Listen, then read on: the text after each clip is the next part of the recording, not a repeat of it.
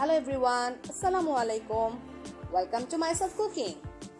I hope সবাই ভালো আছেন। তো আজকে আবারো নতুন একটি রেসিপি নিয়ে আপনাদের সাথে হাজির হয়ে গেছি। তো আমার চ্যানেলটি এখনো যারা সাবস্ক্রাইব করেছেন তাদের প্রতি আমার অনেক অনেক থ্যাঙ্কফুল, আর যারা এখনো সাবস্ক্রাইব করেননি অবশ্যই আমার চ্যানেলটি সাবস্ক্রাইব করে আমার ভিডিওতে লাইক দিয়ে ভিডিওর পাশে বেল বাটনে ক্লিক করে দিবেন যেন আপনারা নতুন নতুন নোটিফিকেশন পেতে পারেন। তো চলে আসুন আজকে রেসিপিতে। তো আমরা কম বেশি সবাই পাস্তাটা খেতে খুব পছন্দ করে থাকি, সেটা আমরা রেস্টুরেন্টে বা ফাস্টফুডে সময় পেলেই চলে যাই। তা এই রেসিপিটার আইটেমটা যদি আমরা ঘরোয়াভাবে তৈরি করি, প্রেজেন্ট করি, তাহলে কেমন হয় বলেন তো? তো চলো দেখতে থাকুন। আমার ঘরে ছিল ডেকোর এই পাস্তার প্যাকেটটি, দেখতে পাচ্ছেন। তো আমি এখানে প্রথমেই পানি বসিয়ে পানি গরম হয়ে আসতেই পাস্তাগুলো আমি দিয়ে দিলাম 4-5 মিনিটের জন্য যেন সিদ্ধ হয়ে আসে। দেখতে পাচ্ছেন কিছুক্ষণের মধ্যেই পাস্তাগুলো খুব সুন্দর মতো সিদ্ধ হয়ে এসেছে। এখন আমি চাকনি দিয়ে ভালো মতো পানি ঝরিয়ে আরেকটি পাত্রে নিয়ে নিচ্ছি। এভাবে সুন্দর মতো পানি ঝরিয়ে পাস্তাগুলোকে নিয়ে নিলাম। তো চুলোতে তেলটা গরম করতে দিয়ে দিলাম। তো তেলটা যখন গরম হয়ে আসলো তখন আমি আগে থেকে এক টুকরো চিকেন সুন্দর করে কিউব করে কেটে রেখেছিলাম। আপনারা যদি ঘরের থাকাই উপকরণ দিয়ে তৈরি করতে পারেন তাহলে দেখবেন যে কোনো রেসিপি খুব ইউনিক ভাবেই তৈরি হয়ে যাবে। এভাবে চিকেনের পিসগুলো আমি সুন্দর করে এভাবে ভেজে নিয়েছি। কিছুক্ষণের মধ্যেই ব্রাউন কালার হয়ে এসেছে। তো তার সাথে আমি পেঁয়াজ কুচি আর কাঁচামরিচ দিয়ে দিলাম।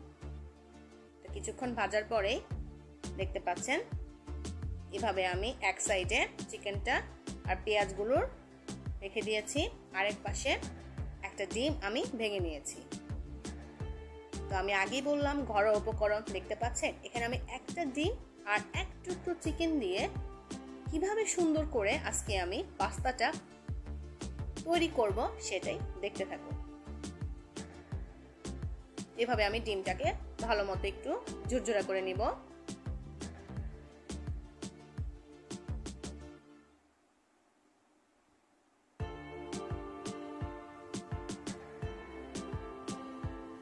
ডিমটাকে ভালো মতো ঝুরঝুরা করে আমি চিকেনের সাথে মিক্স করে নেব।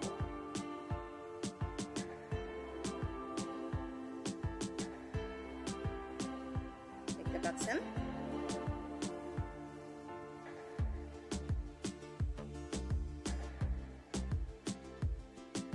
সুন্দরভাবে ইউনিক ভাবে আপনি আপনার রেসিপি তৈরি করে নিতে পারেন। আমি যেভাবে করেছি অবশ্যই বাসায় এভাবে ট্রাই করবেন। আর যদি আমার রেসিপির আইটেমটা ভালো লেগে থাকে অবশ্যই আমার চ্যানেলে কমেন্টস করে জানাবেন। এভাবে আমি চিকেন আর ডিমের মিশ্রণটা ভালো মতো মিক্স করে নিলাম। এর মধ্যে আমি আমার পাস্তায় থাকা মশলার প্যাকেট থেকে অর্ধেক মশলা আমি এর সাথে মিক্স করে নিচ্ছি যেন ডিম আর চিকেনের সাথে পাস্তার মশলাটার মিশ্রণটা ভালো মতো হয়ে যায়।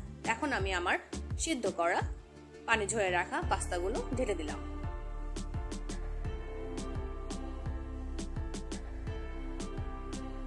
সুন্দর মতো একটু নেড়ে চেড়ে দিলাম।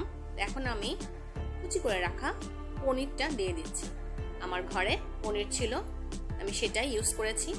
আপনার যদি চিজ বা পনির থাকে ইউজ করবেন, আর না থাকলে কোনো সমস্যা নেই, আপনি মেয়োনিজ সস দিয়ে খুব সহজে পাস্তাটা তৈরি করে নিতে পারেন।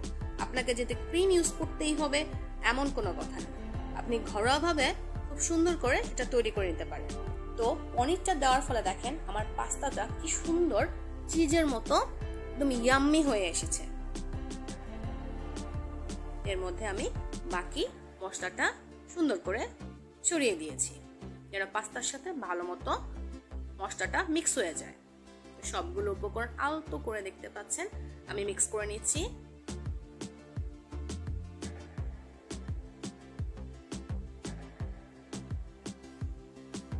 এখন দিয়ে দিলাম মেয়োনিজ।